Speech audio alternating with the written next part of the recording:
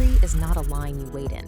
Submitting an application early does not mean you get processed early. It is a ruthless, points-based draft system. The Canadian government routinely scans this pool and only extracts the absolute highest scoring candidates. Your entire value in this system is dictated by a single metric, the Comprehensive Ranking System, or CRS score. Playing this game requires upfront capital. As of 2026, the baseline non-refundable application fee is $1,590 for every adult on your application. If you submit a profile with errors or missing documents, the government won't ask you to fix a typo. Your application is rejected, you lose that capital, and you are thrown right back to the bottom of the draft pool to start over. This creates a constant tension for applicants. Do you rush into the pool immediately or wait to build a flawless profile? We map this decision on two axes: document readiness and CRS score. Extremes ruin your chances. High scores without documents are rejected outright. Perfect documents with low scores are ignored. Permanent residency happens in the top right corner, combining competitive scores with bulletproof documentation. You cannot treat these as sequential steps. Point optimization and document curation are two simultaneous projects you have to manage from day one.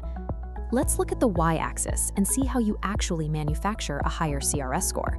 The single most effective action you can take is achieving a level 9 on the Canadian language benchmark. This requires spending roughly 3 to 6 months and about $300 on rigorous preparation for your IELTS or CELPIP exams. This chart shows how hitting that level 9 threshold across all 4 bands triggers massive skill transferability bonuses in the system, frequently spiking a candidate's profile by 50 points or more. The trade-off is time. Pausing to study for months delays your entry into the pool, leaving you vulnerable to sudden shifts in the government's immigration targets while you prepare. The other major score lever, and an absolute prerequisite, is your Educational Credential Assessment, or ECA. You pay a designated organization to evaluate your foreign university degree and convert it into recognized CRS points. Because of global administrative backlogs, this evaluation often takes months. The system will block you from creating an online profile until you have the final ECA report number in hand. Maximizing your score is an exercise in delayed gratification. Secure your ECA and your Level 9 language results before you ever open a web browser to create your profile. But a top-tier score means nothing if you fail the x-axis, document readiness. One of the most common traps for high-scoring candidates is the strict proof of funds requirement. The government mandates a specific settlement threshold based on your family size, which requires liquidating non-cash assets to hit an exact dollar amount. That means thousands of dollars must sit stagnant in a liquid, highly accessible bank account.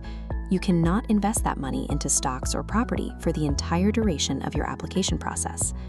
Then there is the administrative hurdle that ruins more applications than any other: foreign police certificates. You must provide a background check from every single country you have lived in for 6 months or more since turning 18. This chart shows the timing problem. If you order these certificates too early, their typical 6-month validity window will expire before you ever receive an invitation to apply. But if you wait until the government officially invites you, a strict 60-day deadline begins. Some foreign police agencies take 4 to 5 months to process a check, meaning you will miss the final submission window. Surviving this phase requires tight logistical sequencing.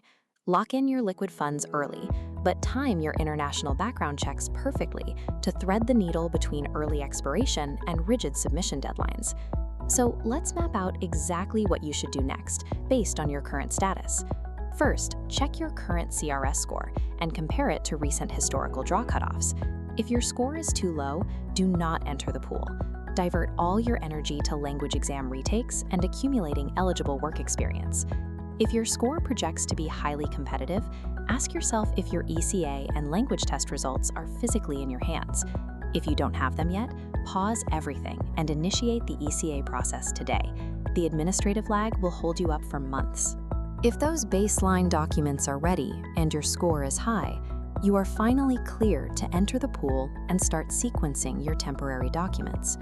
A warning for time-poor professionals: once you're in that pool, you must preemptively figure out how to get your foreign police checks.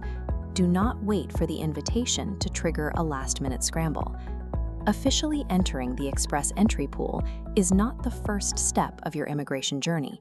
It is the final step, taken only after your profile is optimized and your document timeline is mapped. Express Entry severely punishes candidates who rush to submit incomplete or unoptimized profiles.